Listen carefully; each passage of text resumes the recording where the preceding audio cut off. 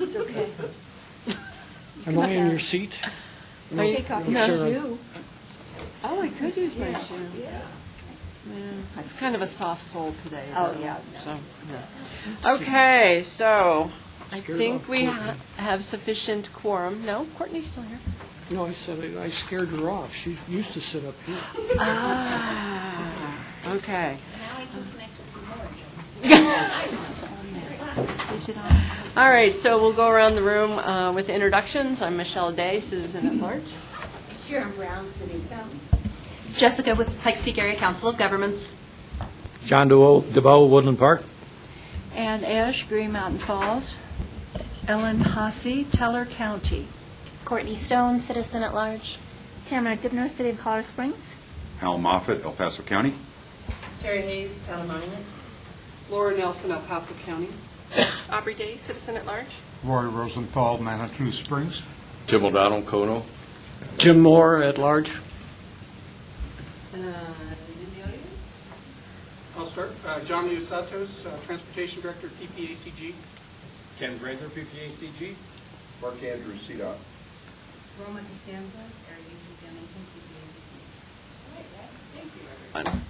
Glad to see everybody. All right, our consent items. Let's call for a vote on the consent items. I move we accept the consent items. A second. Can we make sure we're turning on our microphones when we make motions?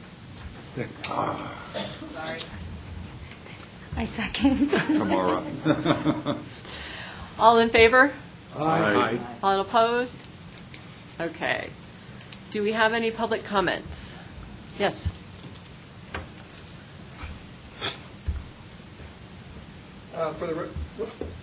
This one needs to be on.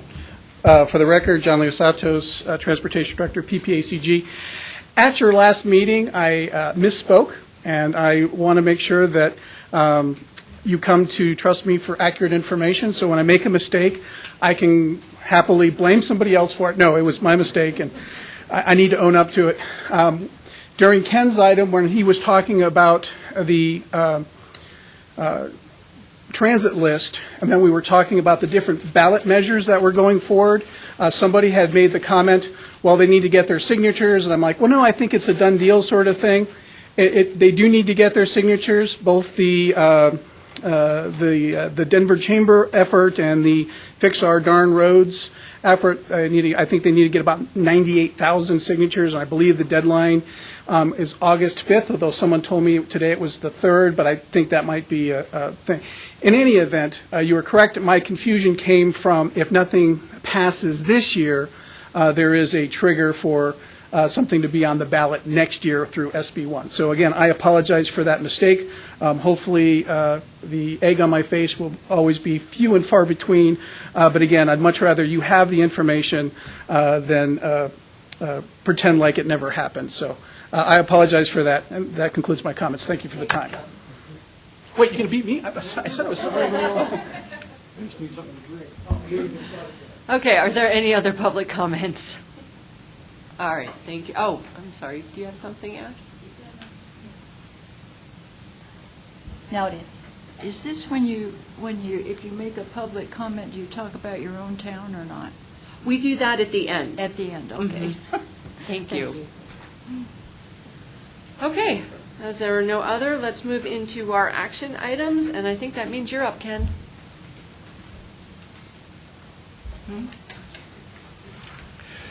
Good afternoon, Ken Prather, PPACG, Transportation Planner. You can take that back to the podium where it should be.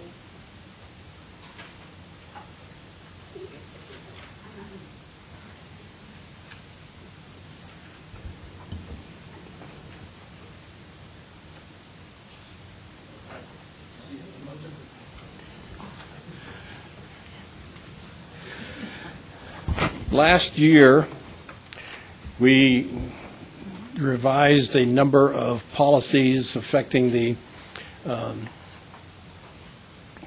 Transportation Improvement Program, or TIP. One of those policies was the cost overrun policy, which we're now calling the TIP Flexible Fund Policy. Recently, Federal Highway Administration pointed out that one of the options, one of the bullets in that policy can be misinterpreted and read such that it violates federal code and regulations.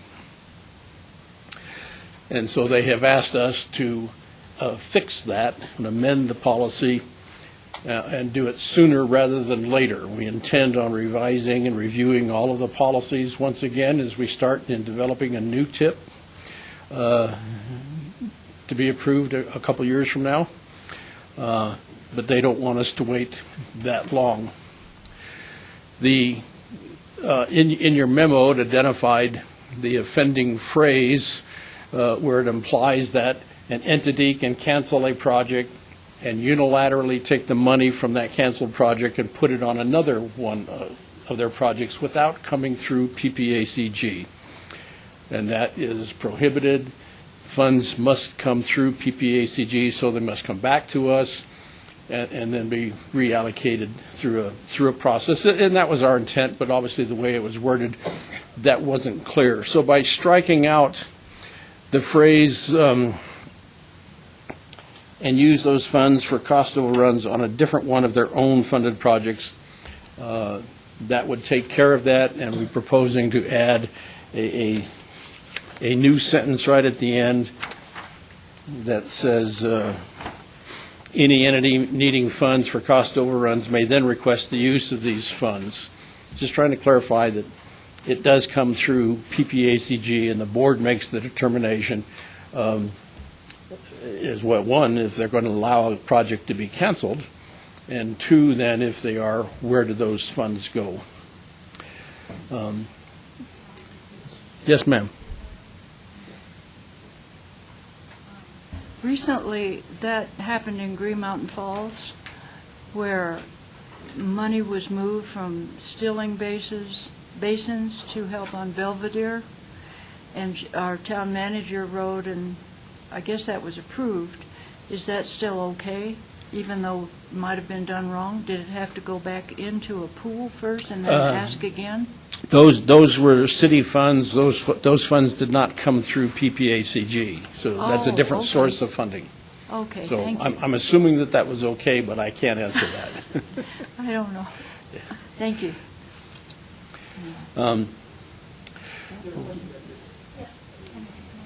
Question. So other than the wording, is the process still the same? It's just the wording that you're changing, or because you're changing the wording, the process now needs to change? Well, the process is still the same from our intent. An entity will come to us and say, we're going to cancel the project. Mm-hmm. The money will come back to the regional pool, and it'll go through TAC and through this committee and back to the board as to then what to do with that money.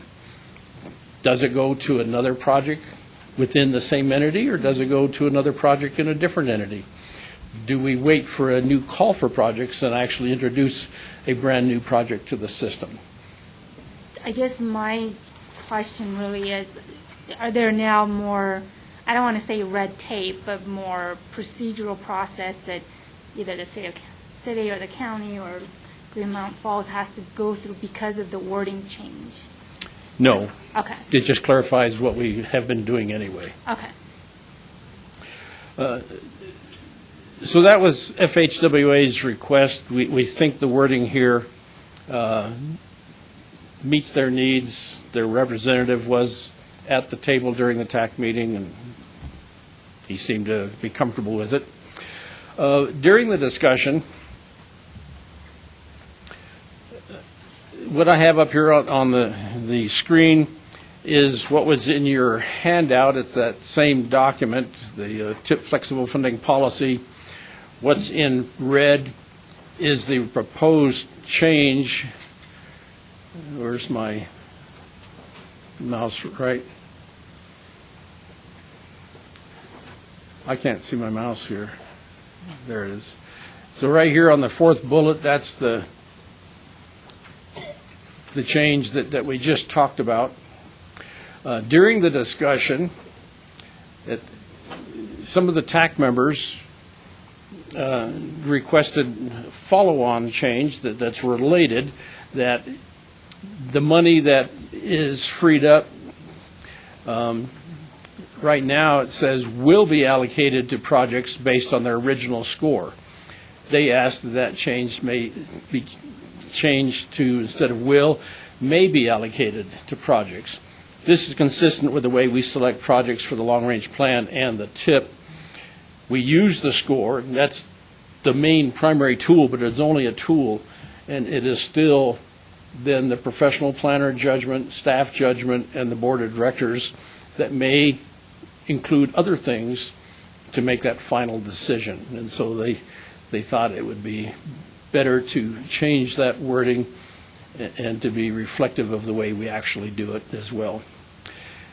And then federal regulation allows, when you go through creating a new TIP, to, if you don't have enough money for all of the projects that were submitted and evaluated, you can create what's called an illustrative list.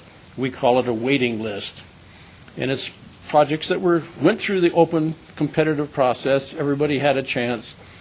Wasn't enough money for them, so we kind of put them next in line on this waiting list or illustrative list. Last year when we developed this policy, we said if a project is canceled, it cannot go onto the waiting list, but it could be resubmitted 2 years, some year number in the future, whatever is your normal cycle for the TIP. TAC members asked if that sentence could be struck out so that the project could go on the waiting list. It's already been selected. It's already kind of had a measure of its priority over the ones that weren't funded. So why would the ones that weren't funded, quote unquote, the losers, why would they be allowed to come forward and a project that was already selected suddenly not be eligible? So they would like to see that changed. That was discussed at the TAC, and that was what you see in red up there is the recommendation of the TAC to make sure the wording is changed, that federal funds come back to PPACG in the regional pool, then can be allocated to a new project, changed will to may, so projects may be allocated based on the original score, and then remove the sentence that prohibits a canceled project from being put on the waiting list. This was the TAC's recommendation. And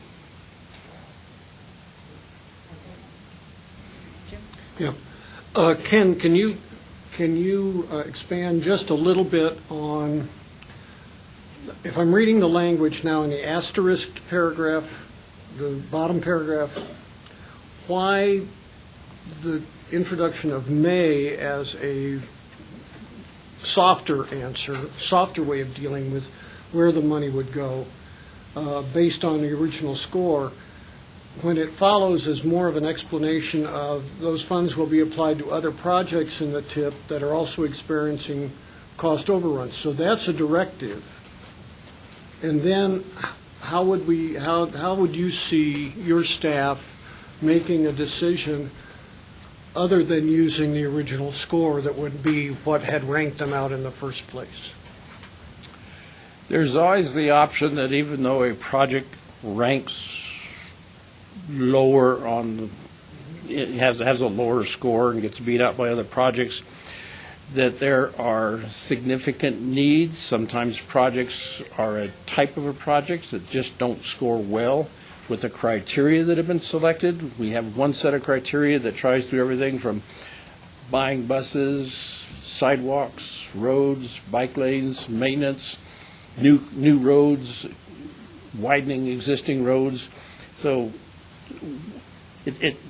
no matter what criteria you pick, one set of criteria is not necessarily real good for every type of project. So that's one of the items that is very commonly discussed as to why did a project score low, and it's of significant importance to a local entity. And so if they had, there's enough money for half the project,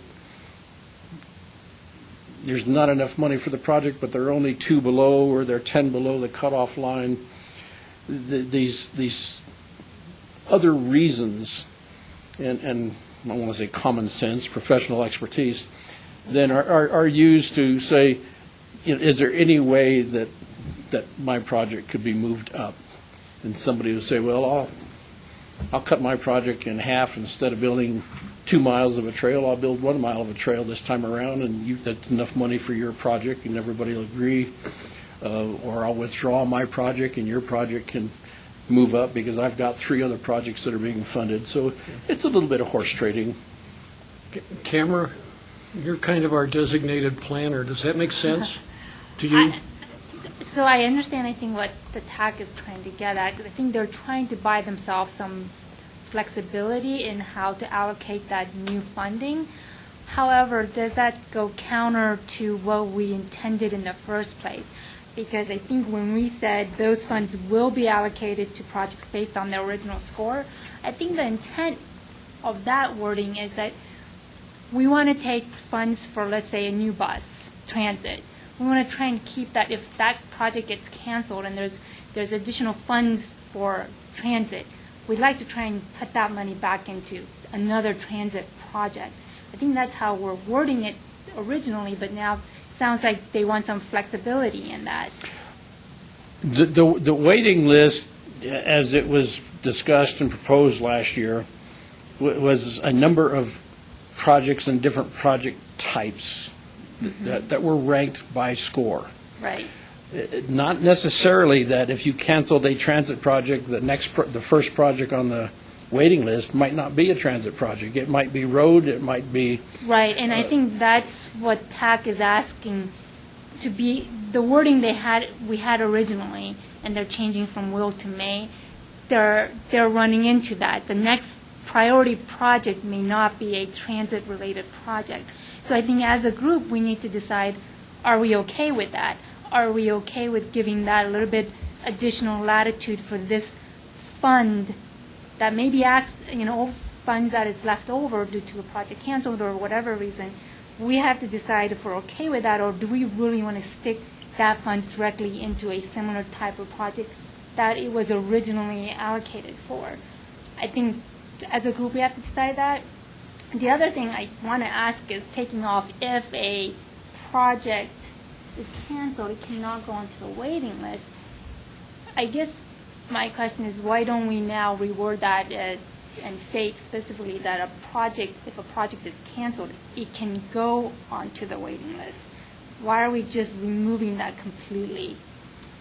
I guess I'm confused as to, we're kind of making this a lot more looser than we originally set, and we all need to kind of decide, are we okay with this being a little bit more loose, and there's a lot more room for interpretation? Ken, do you feel like that's what TAC's asking for, or a little bit more? That is exactly what the TAC members and TAC is asking for, and as staff, I think we would support that. So we have to decide, do we support that, right? Yeah. Okay. Courtney?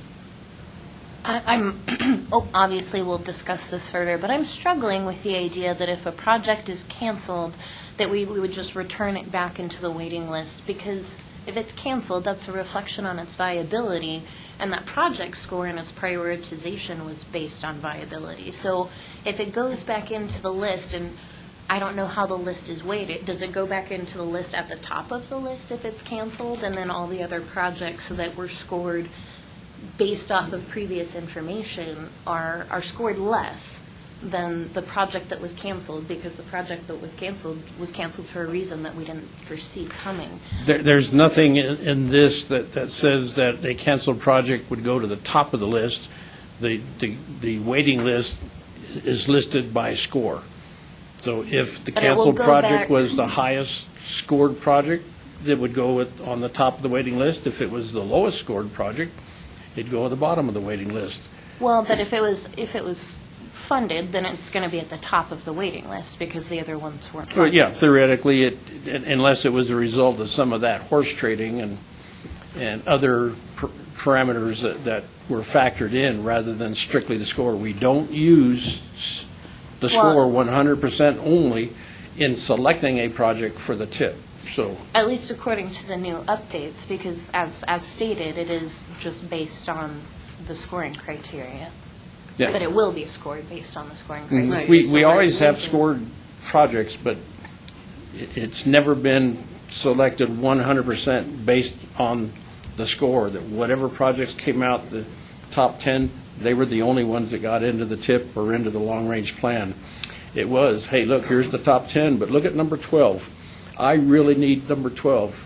I need it up there. Somebody else is willing to drop off number 6, and you get into that kind of a trading.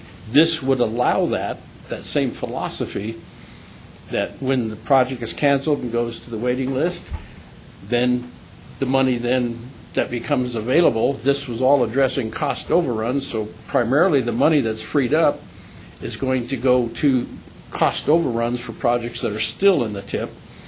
Then if there's 100,000, 500,000 left over, is that enough to fund another project? Well, maybe the top project on that waiting list is a $2 million project. You can't build that with 500,000, so then you got to go down the list, and other discussions then as to why you might pick the number 4 on the list rather than the first one. Jen? If I remember correctly, feel free to correct me, cost benefit is one of the criteria. Mhm. And for somebody like me that comes out of that kind of profession,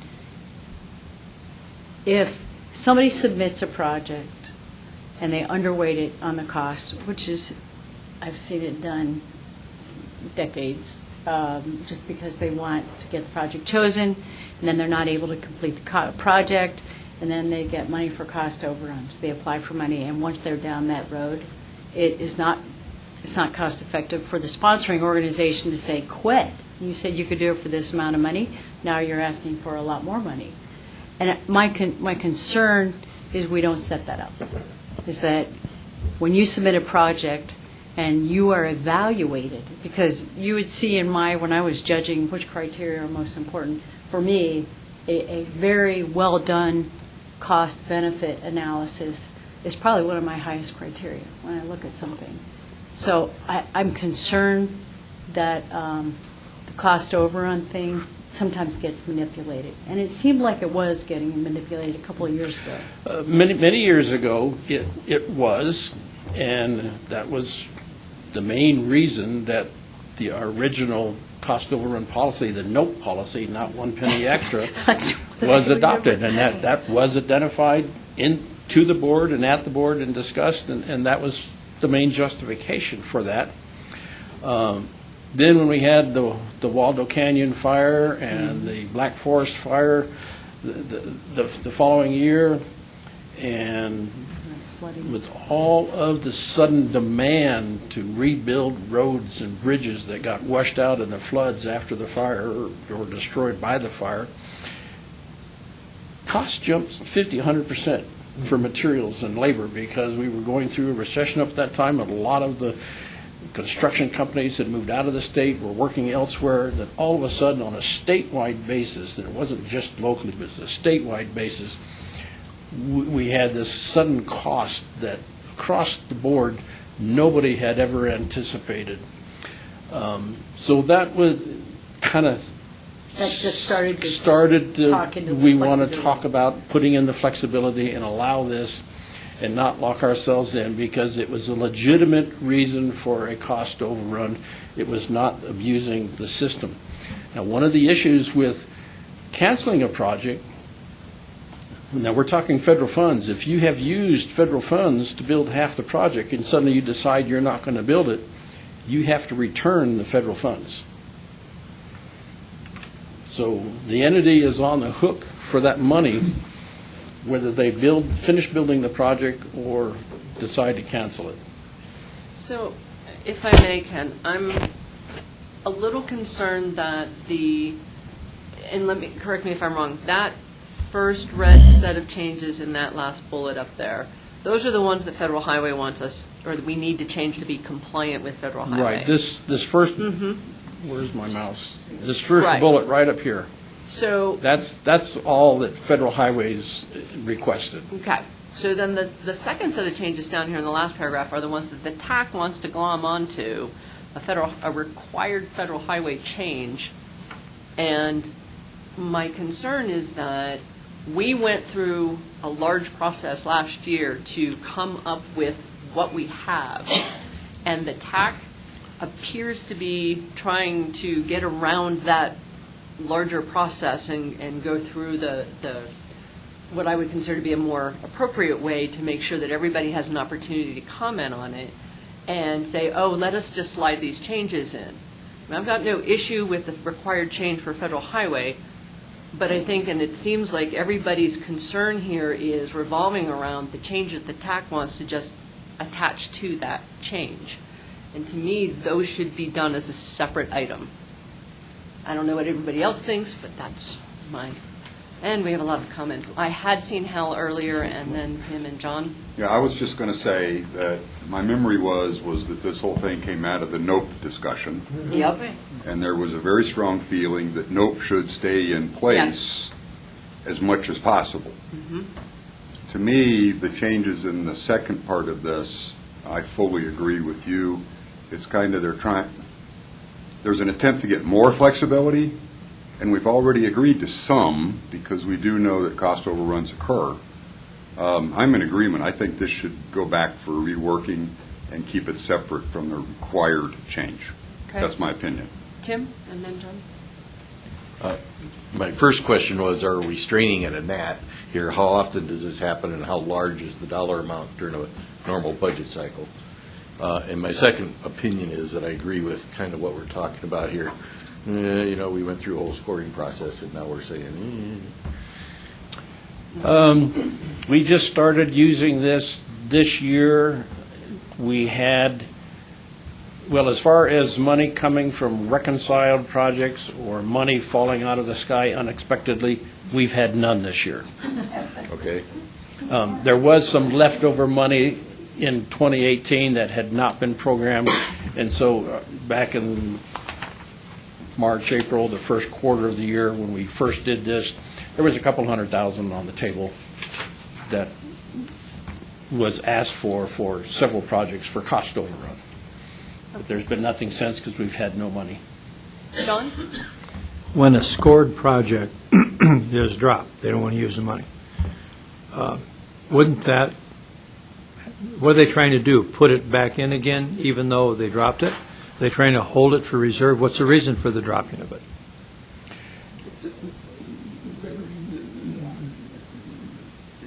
It's a way of freeing up money for cost overruns on another project. Within that same group? Within, yeah. And I'll just say the City of Colorado Springs, because they've got lots of projects. So City of Colorado Springs has two projects, A and B. A is very, very important to them. It has a significant cost overrun. They don't have enough in their own budget to pay entirely for it.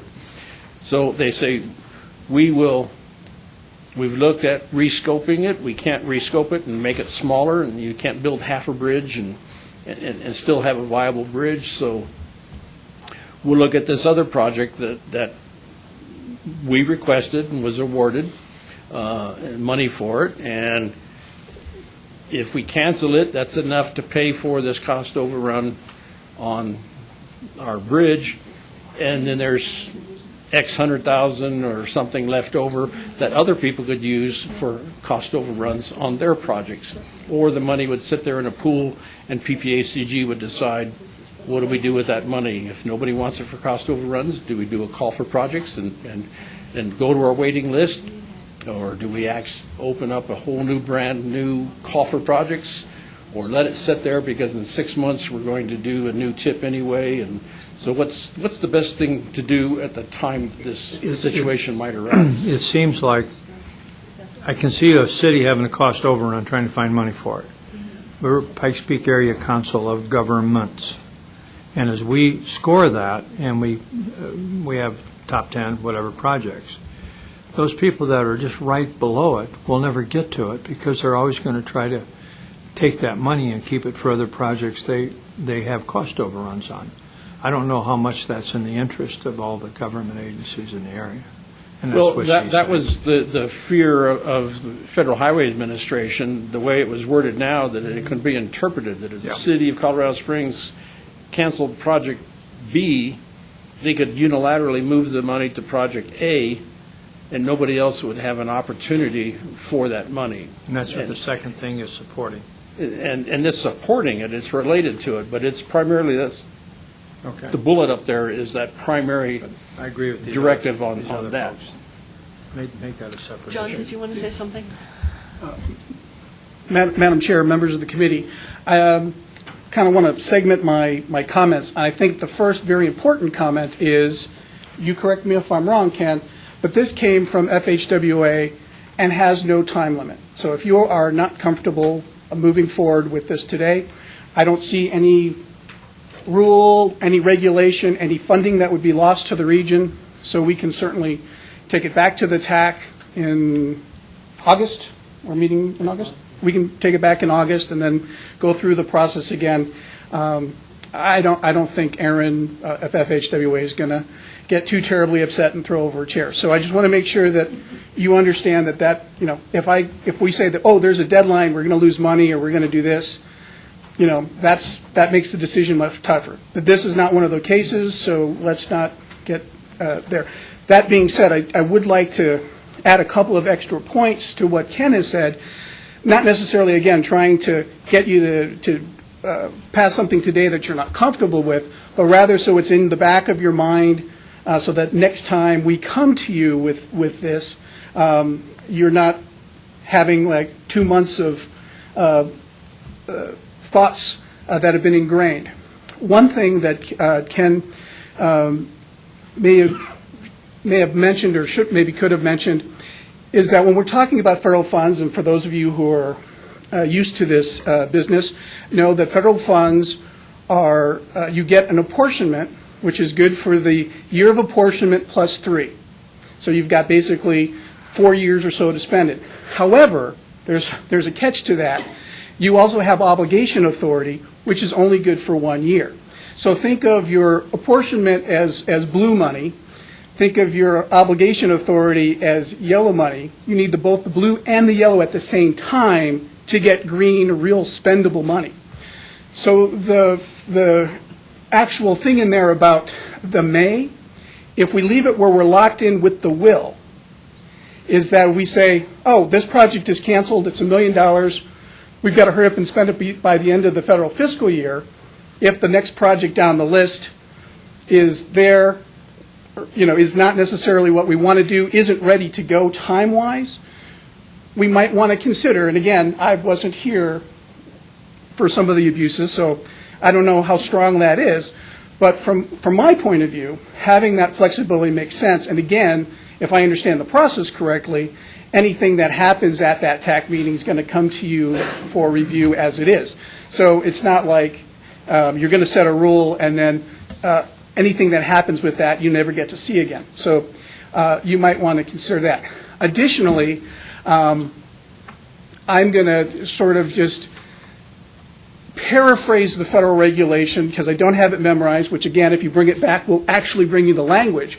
But it basically says about the illustrative list, or what we're calling a waiting list here, is that you are not required to take projects off that list.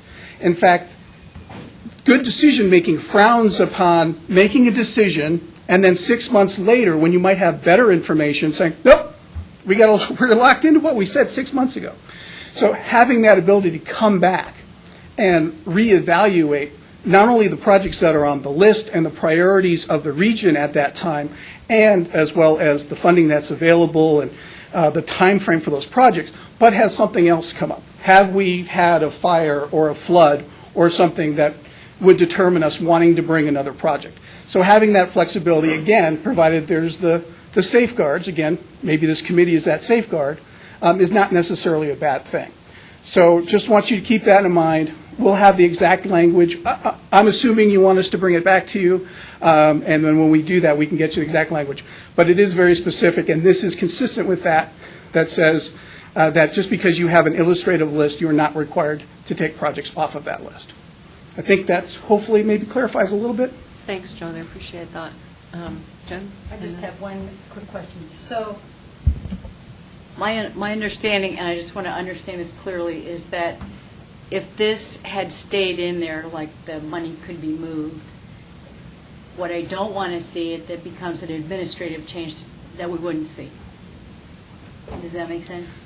Yes, Madam Chair, members committee, can help me with the administrative change. It would not be an administrative change. It would still be a full-blown amendment that would come through the TAC, the CAC, and the board. Okay. Not a staff administrative change that we inform you after the fact. Thank you. Tamara, and then Yeah, I want to kind of reiterate and support what you're saying. So when you're dealing with federal funds, it is just a whole other set of procedures and process that the city or county engineers have to go through, and the consulting engineering firm has to go through, and then the contractor has to go through. It's a very difficult process to do a project and complete a project when you have federal funds involved. So I think my guess is the TAC wants a little bit more flexibility, because what you were saying earlier, trying to get all your Lego pieces all aligned so that you could actually use that fund within the very short time frame the FHWA requires the entity to use, we may end up losing a bunch of money. Not on my watch, we're not, but okay. Okay, sorry. I apologize, Madam Chair. My concern might be that there may, or it may require entities to make decisions in a manner that's not the most efficient use of the money. And so I can completely understand where the TAC is coming from. I also know we all work really hard to minimize abuse of under budgeting and then coming for change orders. But I will now say that I am a consultant. I do process and request change orders for design because there's a lot of unknowns. When we get into a design, a year later, when they start constructing, there are things that are out there that we as a designer could have never guessed is out there, which then requires significant construction change at the construction time, which delays projects, increases project costs. So I just want to say a lot of it isn't intentional abuse of under budgeting, but rather it's just the reality of what it's like building in the real world. So I do understand all our concerns because we work really hard to make sure that we are keeping the entities, accountable for the money that they're spending. But I also can understand why they're asking for this flexibility.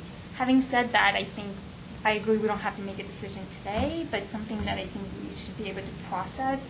Because frankly, those red line items, not all of it was in our packet, so this is the first time, that we're seeing. So I think we should have the time to digest it. That's my 5 cents worth. do I have a motion from anyone? No No? question for him. A question. I understand what you're saying. Perhaps we add something in our scoring criteria to say, did it come in on budget?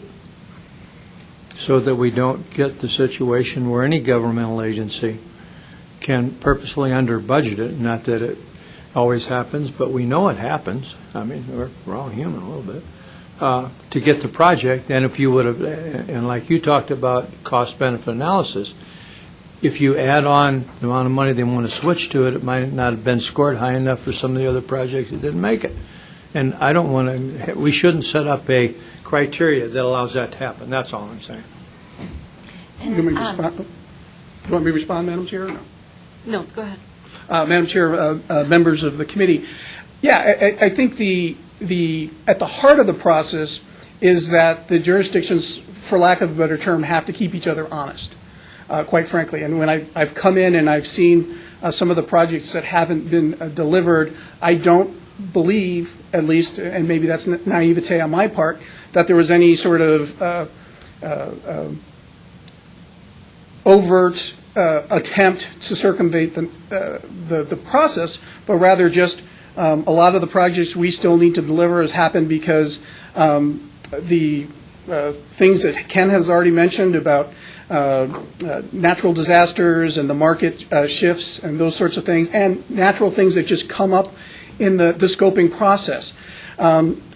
Additionally, we've also had some staffing challenges within the region, from what I understand, of talking to somebody and saying, well, when are you going to deliver this project? And they're like, what project? Right? So the guy before him left and didn't tell him that there was this new project. So we're getting our handle on those. So a couple of things that we can do to address these in the future. First off, again, this whole notion of that the federal funds are only good for 1 year and you have to be prepared to spend them. In my professional opinion, the process that we've been going through, where you sort of take a project and you just assume the lump of money it's going to need, and that's what gets programmed, needs to change. The programming process here needs to be, you bring in the concept of a project, and if the region endorses that concept, we're going to fund the scoping and design, those sorts of things. And then you come back into the process to get your construction dollars. Because at this point, again, having this system where you're sort of coming in and getting all the funding for all of your phases up front just sets you up for lots of challenges down the road, and the risk of losing funds because you're not ready to perform.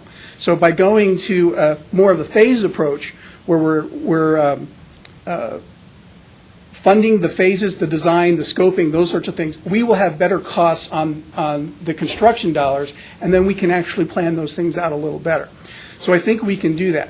Additionally, to your point, in discussions with CDOT, and we appreciate CDOT supporting us on all these things, we're going to ask that the CDOT engineering be part of the process to help with the scoping of the projects, to give us a little better cost estimate moving into it. But you're exactly right. That's been a problem in the past. We've identified that, and hopefully in the future our process will do a much better job of understanding those cost estimates up front and then planning the funding out front so we can better program the funds to make sure we're not at risk of losing any funding. I appreciate the opportunity to respond to that.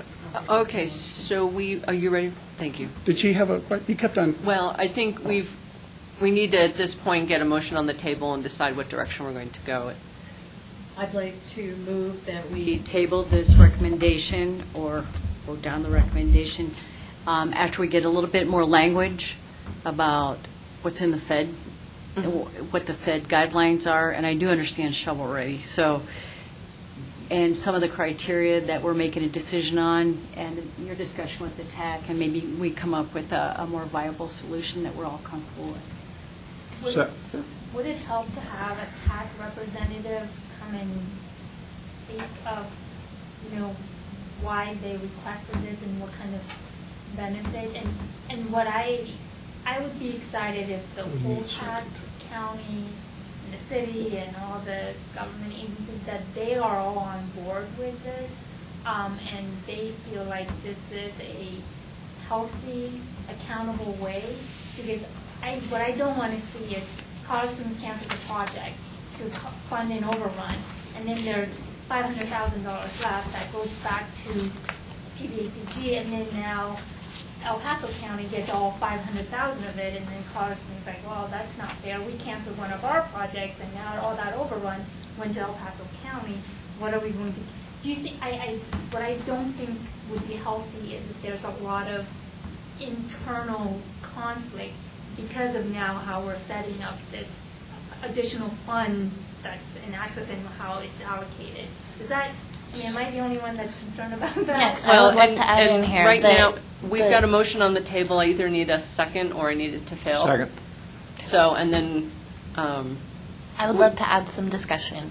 So can I just address the piece that the change of one word from will to main creates a lot of gray area? The thing that would be helpful is if we are going to open up this May, then define the process that we will determine the remaining projects by. Because right now, we went from these funds will be allocated to projects based on their original score to they may be allocated based on their original score and maybe something else and maybe other factors. And I know that that is part But at least having it identified, if it does go back in, how do we then choose? And having that laid out in the policy would make me more comfortable with giving that flexibility. Because right now, it's going from a very direct path to a very gray path. And I'm okay with some gray, but at least having some identified process of how those then new funds are allocated makes sense to me. Okay, so we've got a motion on the table, or on the floor to table this to either next month or whenever you're able to bring us some more information. All in favor? Aye. Any opposed? Motion carried. So can we request some, what kind of information we would want? Sure. For That would the be, next I'm sure that would be helpful for Ken to Okay. know what it is that we would like to see. Okay. So I think a lot of what Courtney just said, we would like that information. For me, love to get, somebody from the TAC to kind of explain to us where their head is and why, what are the advantages, benefit that they're getting by changing some of these wordings? I think would be helpful for me. Anyone else? Madam Chair, members of the committee, just to be clear, we have no authority to compel members of the TAC to be here. That being said, we will certainly invite the chair, the city, the county to be here, and we would hope that they would take you up on that invitation and chat about it. Yeah, I mean, all we can ask is that Ken or whoever ask them nicely, can you come and share this? I think it would be in their benefit if they came and talked to us, because certainly I would think they would want our support on their changes so that we can recommend it in favor of them to the board. I certainly think that would be beneficial to them. Okay. Hal? I'd also say, from my opinion, that, and kind of backing up what Courtney said, we went from a pretty straightforward statement to a quite open statement. There is a middle ground that could easily solve these problems with a little bit of wording that truly gives flexibility, that says under normal circumstances it should go this direction, and that if there's an exception, it should be listed as an exception. That's the type of thing I'd like to see in this, but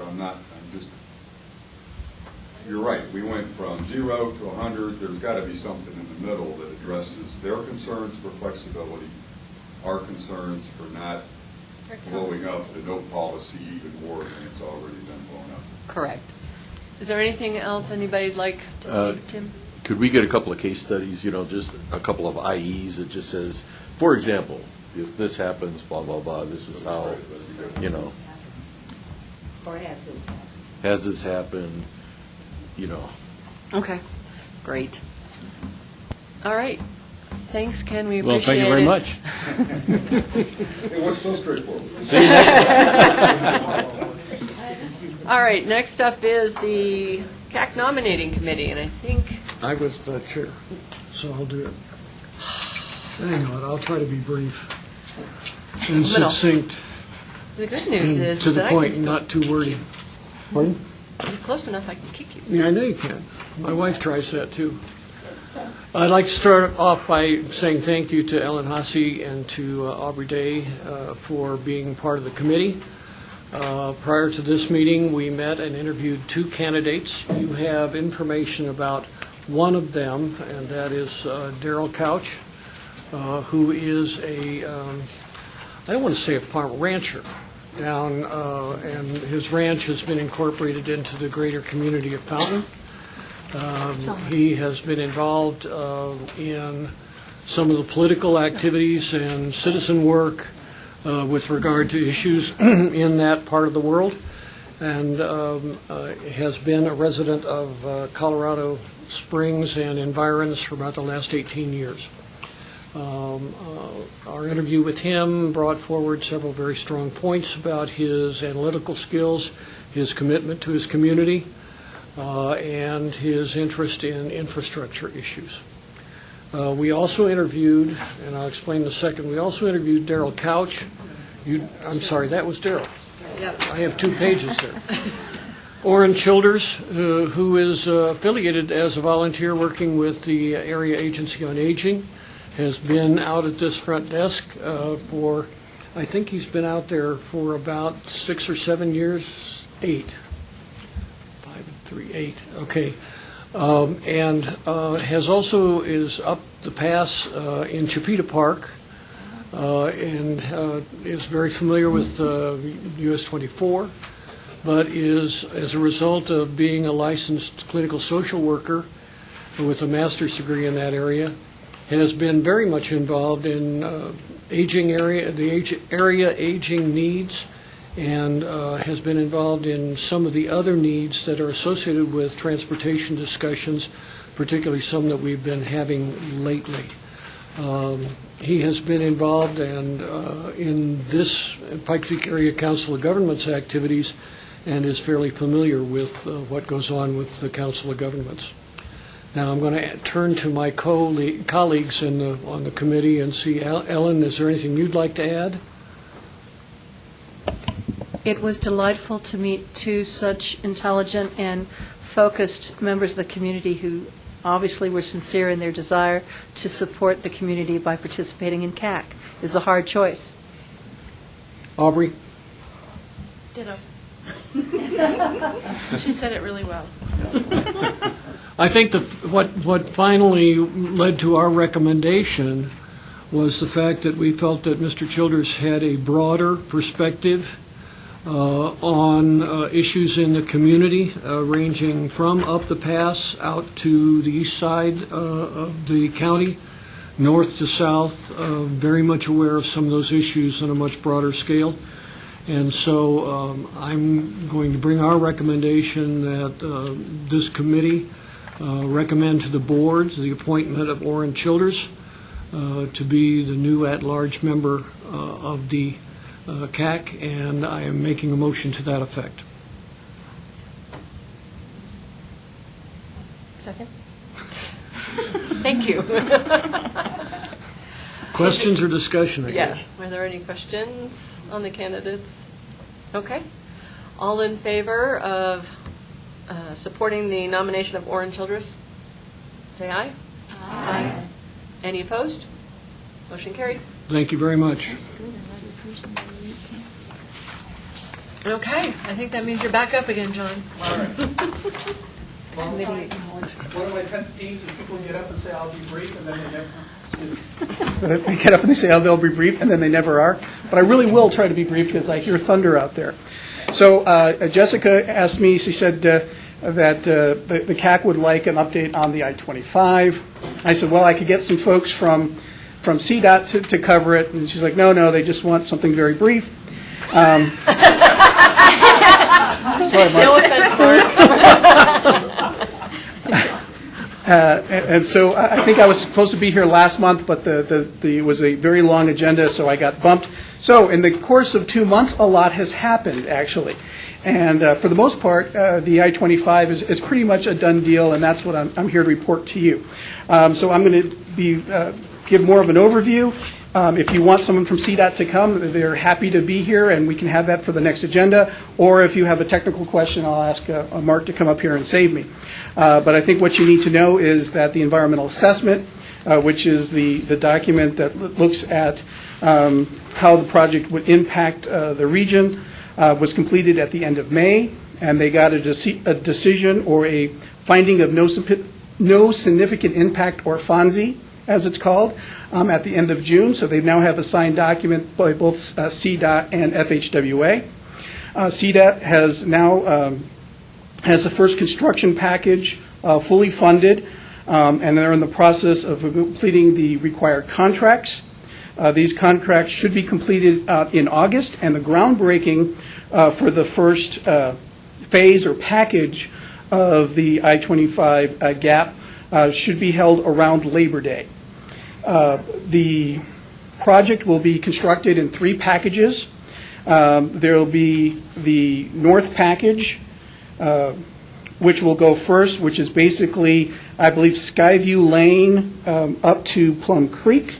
Then, so that's the farthest north up towards Castle Rock. Then they'll come south and do from basically Monument up towards the Greenland Road, and then the final section will be in between. It is anticipated that the construction for all three phases will be open in the summer of 2021 for testing of the managed lanes, and then it would be open to the public sometime thereafter. I think the only other thing that you might be interested to make sure that I note is, at least when we talked to John Hall, the project manager for CDOT, it is anticipated that the lanes will stay open during construction. So it might be uncomfortable. You'll have 2 lanes before, you'll have 2 lanes after, but they'll squeeze it in and they'll have the work done in there so you can still get through. So with that, that is my quick update, but I'm happy to answer any questions or deflect them to my friends at CDOT. Tim? Get a little closer. Basically, it stops, or it starts from north to south, is that? It starts at the north, and they'll do that third, then they're going to come south and do the south third, and then they're going to come and do the middle. Okay. So, and I think that has a lot to do, and I will ask the engineer, but I think there's a lot of bridge work and things like that in that middle that makes it the most difficult section, and the required permits and things like that. So that's why that's the one that's going to go last. Okay. And he didn't hit me in the back of the head, I must have got that right. The testing of the managed lanes will occur a year from now? Madam Chair, members of the committee, hopefully I didn't misspeak. I meant to say summer of 2021. Yeah, no, you did. Okay. 3 years from now. 3 years. 3 years. Right. So, I'm sorry, Jen, you had something first. And this may be a hard thing, but you may know it too. Is Greenland the third part to be finished? No, that's part 2. That's part 2. Madam Chair, members of the committee. Yeah, I could call this up. Can everybody see this? No, maybe not. Absolutely. Yeah. I could, can we make some copies? Do we have a copier down here? Oh, They can we'll just email it out. But this is a page out of the CDOT environmental assessment. It gives you the 3 phases, when they're expected to happen, and then the, It's on our PPACG website, and it's gorgeous. there we go. So, Kudos to Jessica. so you're saying that they're going to start about Labor Day, Well, that's not the same thing. and then Not the same thing. up for the next 3 years, we're going to still end up with 2 lanes in each direction until 2021, when we will finally get potentially 3 lanes. You'll in get each. yeah, Madam Chair, members of the committee, you'll get that third lane. Additionally, there is part of the project where you'll get a little beyond that third lane, because I believe Monument will have a climbing lane for the trucks that are going a little slower. You didn't hit me in the back of the head? All right, I got that right. I think it's 1.5 miles, 2 miles from Monument up to the top of the hill that's not Yep. going to be tolled. But you people who've So been here a long time that call will it be- Monument Hill. That will be, so everything in El Paso County, the toll lanes start at El Paso County and go north. And go north. Okay. And they end there southbound as well. Okay. I'm Mark Andrew with CDOT. Mark Andrews. We know. We've seen him before. Okay, first of all, Ellen, are you talking about the fact sheet dated July Yeah. 2018? July 2018, and it goes it goes north of Monument. Mine ends with... Mine does not. Oh, Mine okay. ends at State Highway 105. Okay, I may have mixed my documents then, and if I have, I apologize. Okay, it's fine. anyway. They'll send it out. That's fine. Mark, can you just confirm a couple of, my understanding is that in the overall construction, excuse me, it's so emotional, that CDOT is still going to purchase right away for 4 lanes in both directions. No, that is not my understanding. So, But they're going to reconfigure overpasses and underpasses Correct. to be able to accommodate. Now, how do you do that without purchasing no, the no, road? in that case, if we do need minor slivers of right-of-way for additional drainage improvements to accommodate that, the potential of an 8-lane scenario, we'll do that. So when we go and widen a bridge, we'll make sure that it's widened to accommodate the future need. And if we need to purchase right-of-way for that, we will. But for the general strip of land that's adjacent to the roadway, we don't need to acquire it for a 6-lane configuration. Now, the construction, though, is going to include 12-foot wide emergency. Yes, my understanding is it's a larger shoulder on the median side for emergency pull-off. So I thought it was around 15 feet. Outside would be 12 feet. It says on the data sheet, doesn't it? So it's a refuge area for emergency pull-off and for state patrol. Okay. Hal? Yeah, this is Hal Moffett. I've been out of the country for 3 weeks, so forgive me. But what is the strategy? What is the plan for the managed lanes? Are they 24-hour per day managed lane? Are they only in the morning and the evening? So there'll be a toll at all times. So we can't, or it'll be closed. So if it's open, it has to be tolled. That's the requirement. So there's one third lane? One single? There's one single lane in each direction that will be tolled. So it's going to be full 6 lanes Correct. the whole way? Yes. And the toll is always active. If you're in that third lane, you're going to pay a toll. That's correct. You're going to pay at least a minimum toll. I missed that while I was gone. I was told that during really bad inclement weather and also during accidents, when that third lane potentially needs to be opened up just for regular traffic, because the other lanes are blocked, they will be turned off. That's what I understand as well. So if there's an incident that we need to move traffic through, we'll deactivate the tolls to get traffic through that. Absolutely. Will it be a similar automatic like 470 is, where first they put in toll booths, and they took out toll booths, and back and forth? Will it be, you just go through there, and at the end, they're going to send you a bill, or you're going to have a pass? How are they going to do it? Yeah, you either sign up in advance, it'll read your vehicle. If you sign up, just like the I-70 toll, Okay. you can pay in advance and it's cheaper, or if not, they'll send you a bill. So you can set up an account and have it billed directly to That your seems the account. best way to do it than Yeah. toll booths. That way, it's always open. Right, and that's cheaper. So it'll be automatic. What's the northern boundary for the toll? I don't know. I Is think it in the it's- fact yeah. sheet? Well, Okay. I think it is at the, until you hit where it's already existing, because they can't go Fort back Collins. and toll something that's already existing. Okay. So it's when you hit, So about mile marker 179-ish? Correct. Where it you go already 6 opens to lanes. 6 Correct. lanes? Right. Okay.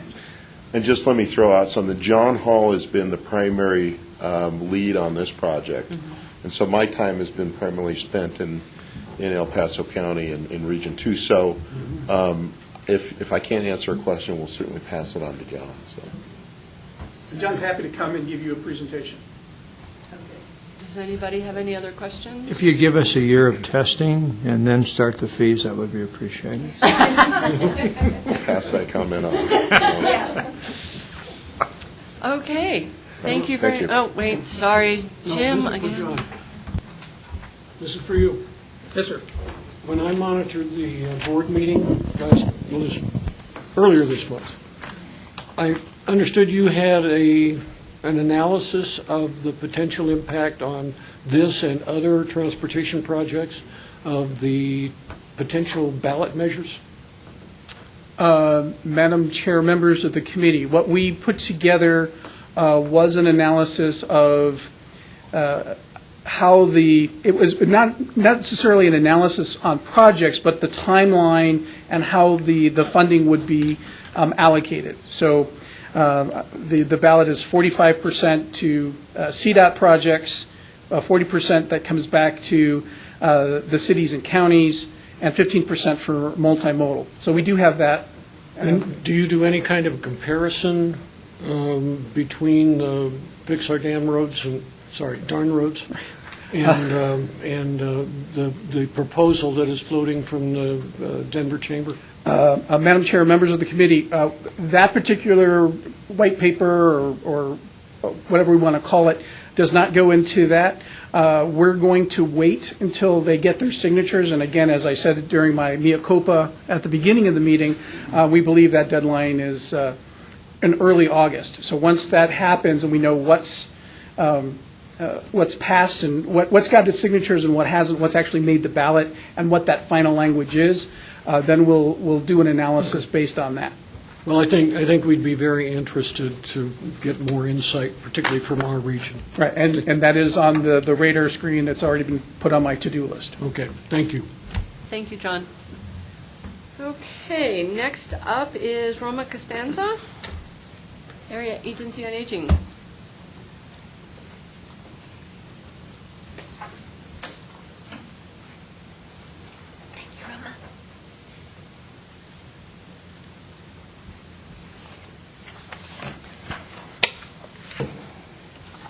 Do you want to pass these out?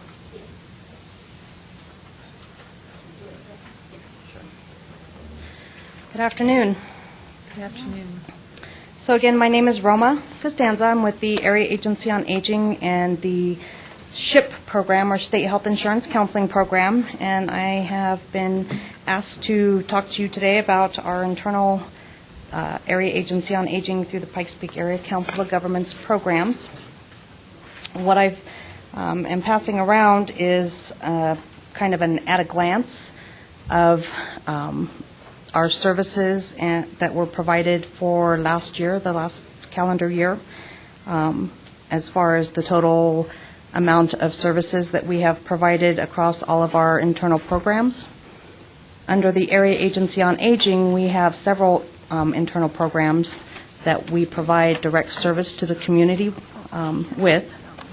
We have the Family Caregiver Support Program, the Ombudsman Program, which acts as advocates for residents of long-term care facilities. We have the Information and Assistance Program, which provides the community with our Yellow Book, or the Senior Information and Assistance Directory. We also publish the Colorado Medicaid and Medicaid Programs and Veterans Benefits booklet that is distributed statewide. And the SHIP program, our Senior Health Insurance Assistance Program, Senior Insurance, that does Medicare counseling for a total of 9 counties in the state of Colorado, and is the bulk of the direct service that we provide. The at-a-glance just kind of gives you an overview of the number of people and the amount of money that our services are valued at for 2017, to include a lot of money that was saved in helping people with Medicare counseling during the annual Part D open enrollment period, which is in October, mid-October through the first week of December. So this is based on calendar year 2017 activities. And as you can see, our office saved over $1 million for the seniors and people with Medicare in our service area last year alone, which averaged about just under $3,700 per person served. And we saw a total of 1,877 clients that we counseled for Medicare, Medicaid, and financial assistance programs for those benefits. As an agency, though, we do rely heavily on volunteers. We take thousands and thousands of calls every year to help seniors in our region and in our service area for the SHIP program. So, of course, the Area Agency on Aging serves the Pikes Peak region, Park, El Paso, and Teller counties. But again, the SHIP program services an additional 6 counties. So we have a total of 9 counties for Medicare counseling. So we take a lot of inbound calls, almost 14,000 calls last year. We printed and have almost distributed, we distributed 24,000 of our Yellow Books. Again, we rely heavily on volunteers, which equaled over about $136,000 worth of hours, valued hours. And we had over almost 3,000 hours of SHIP counseling last year, which was valued at $94,000. We do see a lot of clients in the caregiver program. That program continues to grow every year in need and in service provided. 455 clients were received. The caregiver program encompasses one person, and last year got a half-time person, and he does get an intern for about 6 months out of the year. So those 455 clients were primarily served by one one person here in our office. He also has a respite voucher that assists those caregivers that he counsels with providing them with some time to themselves. He issued 424 of those vouchers last year, voucher hours. And that added up to over $116,000 in value. The direct service team, we provide in-home voucher service program that provides personal care and homemaker services.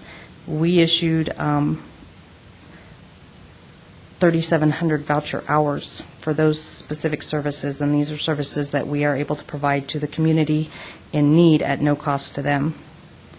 The ombudsman, there's a team of 3.5 ombudsmen, and they did 2,800 consultations.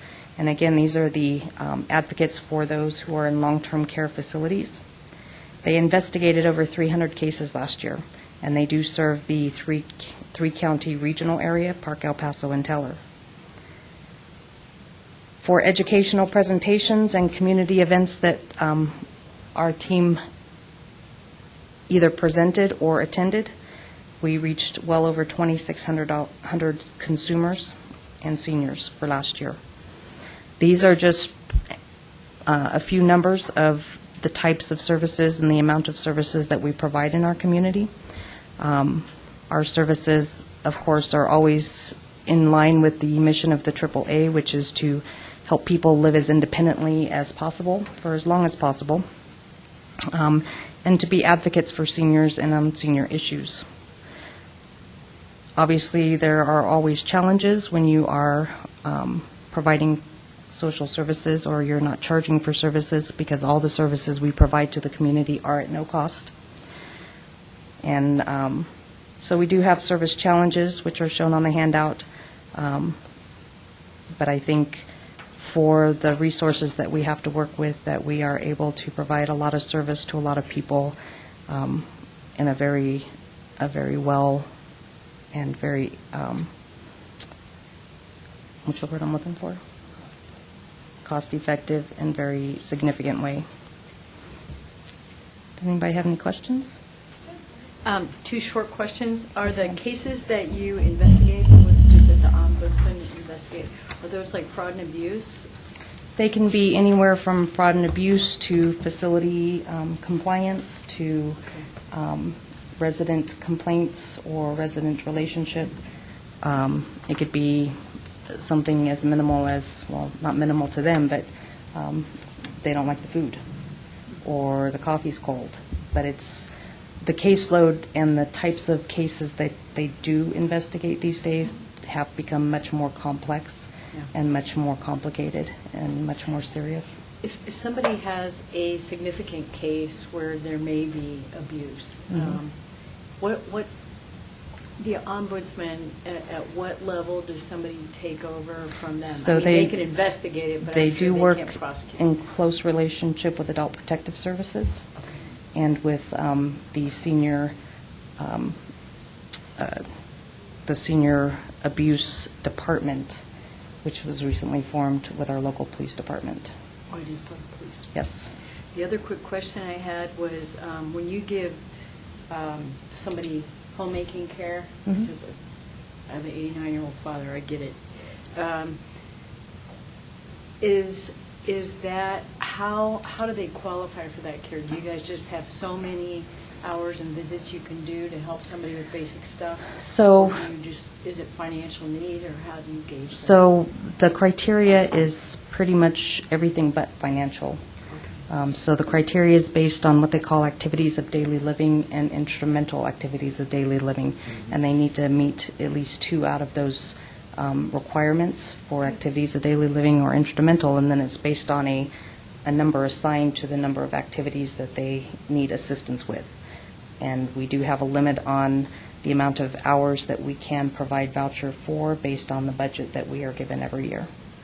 So And you contract with specific people that you have we vetted? have, correct. So we have a list of home health care providers that have been vetted and have worked with us for many years, many of them, that provide those services and have an agreement with us, because they do it at a contracted rate, which is usually probably less than market.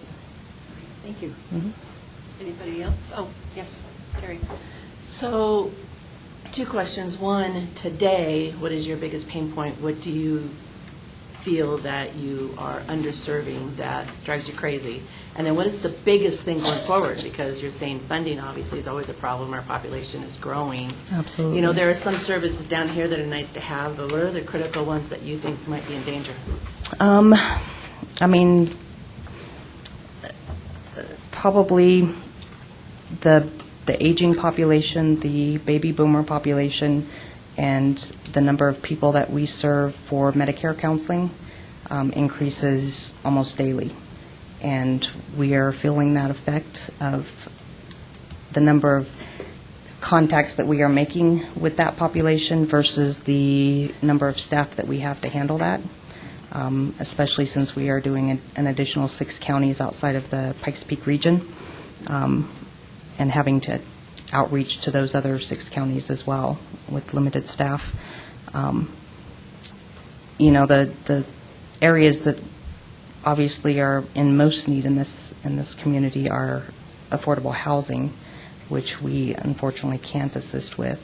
But that is one of our biggest requests. But next to that, probably insurance counseling, Medicare, Medicaid, application assistance for financial help, whether it be Medicaid or utility help or help with their drug costs, stuff like that.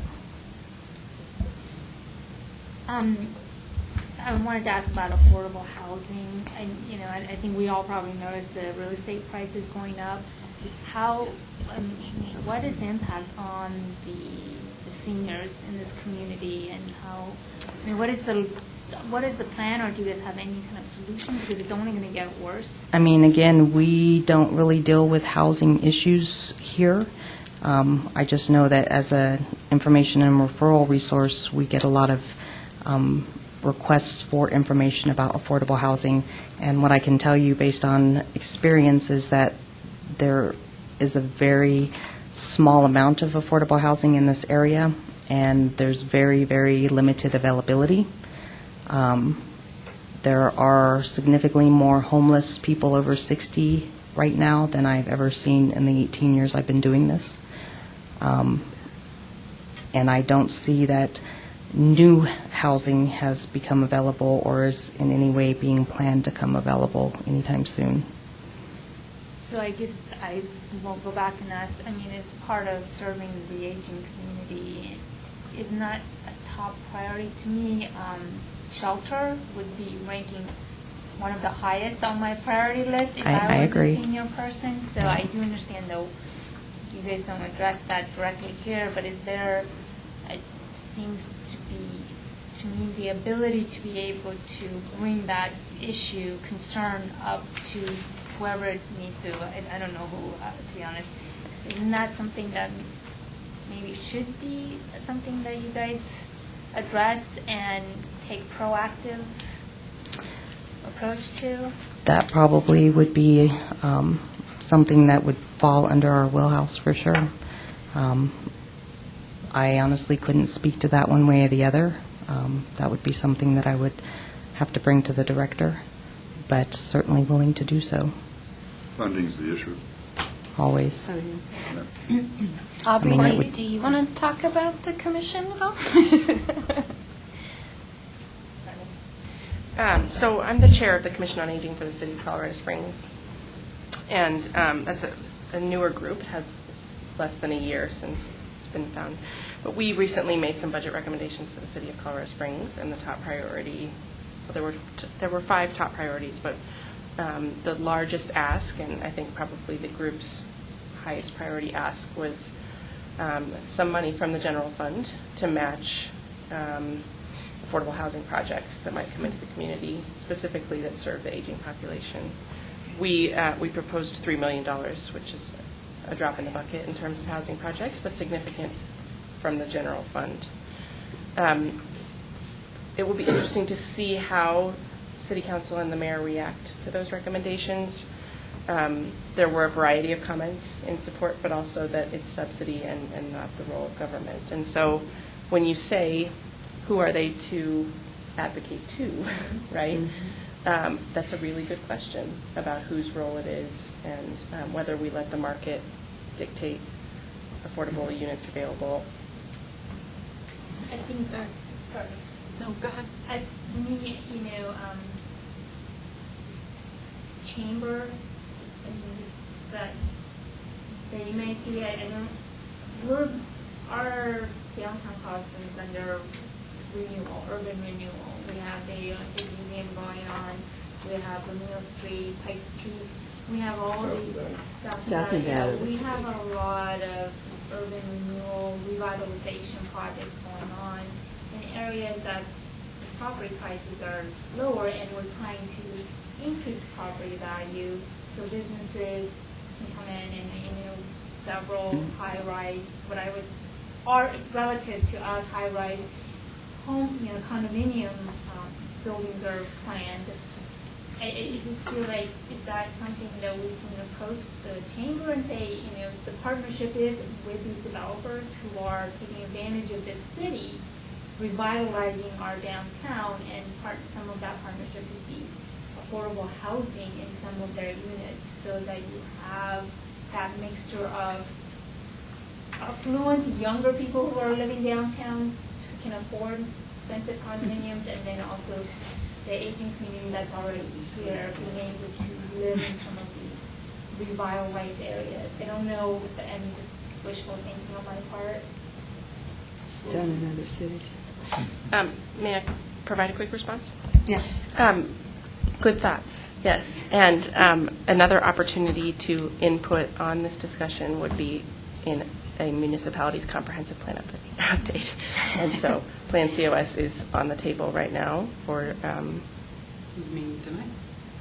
Yes, there are meetings going on as we speak. So that discussion has been ongoing and quite heated, the affordable housing discussion within Plan COS. And so something you might want to, if you feel passionate or feel like you have ideas. And if you'd like, some support, the age-friendly COS plan included a whole domain around housing with action steps, and granted, some of those are more or less viable, but if you want specific suggestions to make, you can at least check out the age-friendly city plan and see what content is there that aligns with what you're looking towards. Sharon? Okay, I have a question. Were you going into all these other counties? How do you do that? Do you send a representative? So most of the counseling we do is via toll-free statewide number. Okay. Yeah. Okay. Through the SHIP office in So Denver. it's basically telephonically that it's... But we do physically go out to these areas as well as often as we can, hopefully at least quarterly, to each of our other counties to have an in-person presence. And we try and attend the local fairs and events as well. Okay, do you have some office space or something that is allotted to you where you can... Not now, but we do work very well with the area agencies on aging in those areas. Got it. So when we need office space, they make it available to us. Okay, thank you. Appreciate it. Does anybody have any other questions? Ellen? I want to thank everyone on the CAC for their questions and comments so far, and I don't think we should let you go without commending the AAA for all that is being done, especially on a limited budget with the auspices of volunteers. Wherever you have found them, wherever they have come from, they are a great blessing within our community, and we're all in their debt, as we are in yours and everyone in the Area Agency on Aging. We can't say thank you enough, and these are merely words. We understand that there's so much more that is needed, but thank you for coming with the report.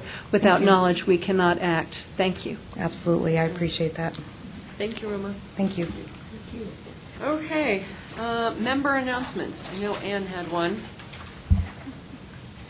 Well, yes, I'd like to, is this on, Ellen? It is. Okay. Oh, sorry. I turned it, okay, I'm sorry. Well, as I mentioned, I'm representing Green Mountain Falls, and I'm kind of new to this, but I just wanted to let you know, I went to our planning commission meeting last night, and I always attend the planning commission meetings and the town trustees meetings. You know, we're a town of, I think, 900 citizens. It's a tourist town, vacation area, but we have generations of people. For instance, my great-grandfather built 2 places there 104 years ago that are just summer. We have to shut them in the winter, and they're still in our family, you know, and we don't rent them out or anything, but the town is struggling. We're doing a comprehensive plan.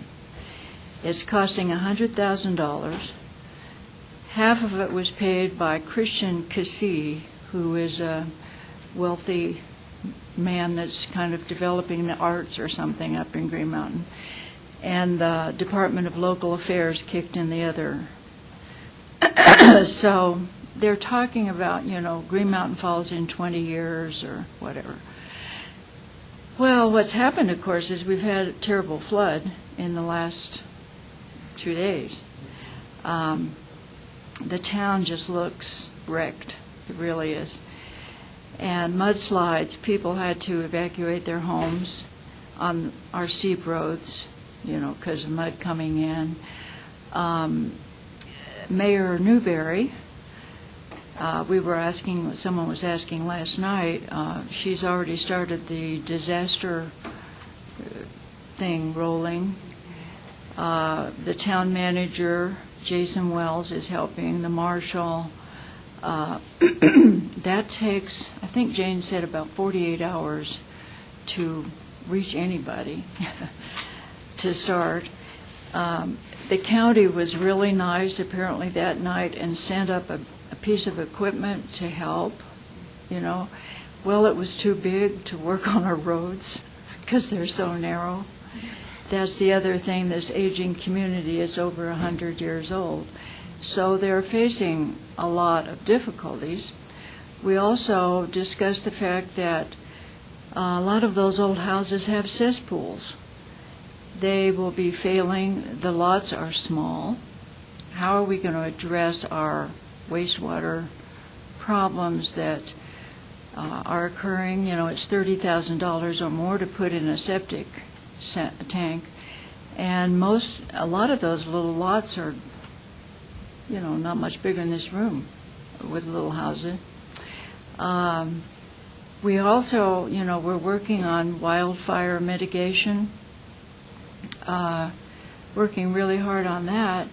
One of our problems is that, you know, the one side of Green Mountain Falls is national forest, and the federal government won't let us go in there and do anything.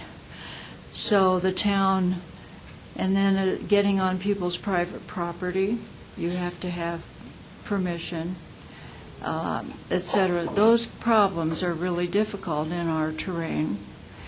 And I just wanted you to know that I'm glad to come to these meetings. I'm not sure what I can ask for our town, but I'll find out. Jessica came and spoke with us, and then we have a friend here from Woodland Park and Teller County, and isn't there someone from Victor that's going to come? We have a newly appointed someone from Victor who's supposed to be coming from that end of the county. And Chipeta. So we're all, you know, unique in a lot of ways because it's Ute Pass, and the traffic, of course, it's amazing. When I was a little girl, I'm 81 years old. When I was a little girl, it was 2 lanes, you know, and you waited for someone to pass. And now look at it, and the washouts are getting worse and worse. The maintenance, you know, the rock mitigation, of course, is going on. But I just wanted you to know, any ideas anybody has for getting money to help the mountains would be nice. Thank you. Thanks, Ann. Yeah. What was that? All right. Toll roads. Well, there you go. Maybe that's an idea. Hal, did you want to talk about your? I just went ahead and passed out something that's much easier to talk about. I can use it problems, but that's We don't understand. So our hearts go out to you. Not this coming weekend, but the weekend after, we're having our 8th annual fundraiser for a program called Peers. Peers is run by the Sarcoma Club in the Pike Peak District, has been since 1988. And since that time, we've given 2,200 El Paso County residents hearing aids. In order to qualify, you've got to be less than 120% of the poverty level, in which case you pay nothing for professional audiology services and hearing aids. And really turning some people around. We're doing a lot of work with the Independence Center now, helping them get out of the cycle. Jen participated a couple of years ago. We had a great event.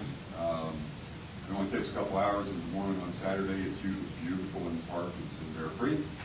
So if you or anybody else is interested, you can also donate online. You don't have to attend. So anyway, that's what's going on in El Paso County. Thanks, Hal. Any other member announcements? Ellen? Thank you, Madam Chair. To add on to Ann, I wanted to, I'm sorry Mark is not here from CDOT to hear any more from us, but I wanted to share first that those of us who live in the tri-communities of the Ute Pass in El Paso County, Cascade, Chipeta Park, and Green Mountain Falls are very grateful for CDOT's support and actually rescuing us the last 48 hours.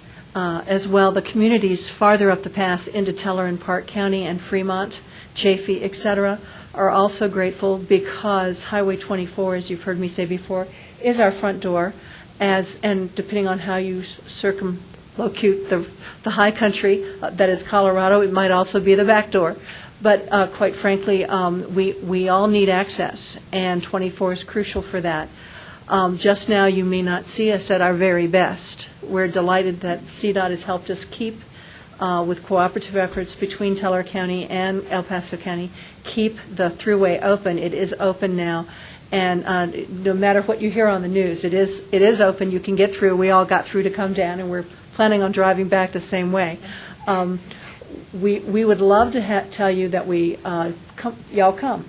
And in our hearts, that's what we would say to you any day of the year. Y'all come check us out. We are part of the Pikes Peak region. We very much want to have you come and get to know us better if you're not already familiar, and also send your friends and relatives, visitors, etc. But in these days, when we have challenges of maintaining the infrastructure in order to safely drive back and forth, we would ask you to just be mindful as you work within every entity, every group that you participate or touch base with. Keep in mind that this is a very valuable thoroughfare for our entire region as well as the rest of the state, and it needs some more TLC than it's been getting. This is very timely as far as an opportunity to have that conversation about what to do next. In the meantime, we pray for continued stability, and we remain very grateful for all the help we are getting. Thank you for letting me share that. Thanks, Ellen. Jen? Could I say Just one more thing? one quick announcement, only because my time has. It's time to be over. Personally, I mean, this is my 6th year on the group, and I took command of the Civil Air Patrol Squadron, a senior flying squadron, just 3 weeks ago. So my time is going to shrink big time, and I will miss our meeting in August. So I apologize. My term is up in November, but and I plan on being here a couple more meetings. But I apologize when I can't make it. I can't make it. So, and I flew over Green Mountain Falls and Ute Pass yesterday and shot pictures of some of the damage. Oh, you did? So it was. I Well, see what that's- you're dealing with, but thank you. Well, I wanted to mention, too, Green Mountain is a funny town because we're in both Teller and El Paso counties, and that does make it a little difficult governmentally. That's why we have a marshal. It's old and kind of unique. But that's what's so nice about us being able to communicate as people. So, thank you. Does anybody have anything else? John? Same thing we got 2 days ago is happening in Bloom Park right now. Right now? In the water, same thing. Hail. Okay, you've got a severe thunderstorm warning here for people in Fountain, Fort Carson, Oh, boy. and East. Good time to go home.